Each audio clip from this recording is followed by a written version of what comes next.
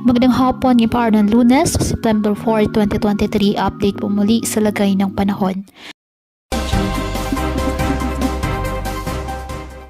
Nakalabas na po ng ating Philippine Area of Responsibility ang bagyong Hana ayon sa Pag-asa. Ngunit patuloy pa rin po nito na pinapalakas ang hanging habagat o southwest monsoon na kung saan siya naman po magdadala ng mga pag-ulan sa iba't ibang bahagi ng ating bansa. Samantala, may gale warning pa rin na nakataas ngayon dyan sa may seaboards of extreme northern Luzon, the northern, western, and southern seaboards ng Luzon, and western seaboards of Visayas.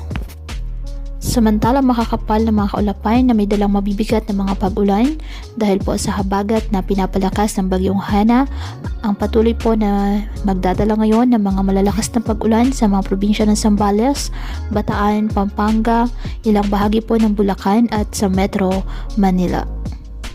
Kaya pinapayuhan ng ating mga kababayan na maging maingat at maging alerto po sa mga posibleng pagbaha at pagguho ng lupa at ugaliin na magdala palagi ng payong o kahit anumang panangga sa ulan sa tuwing lalabas ng ating mga tahanan. At yan po muna ang update sa lagay ng panahon ngayong araw. Muli patuloy po tayo na mag-ingat at palaging tandaan, God loves you. Stay safe and God bless.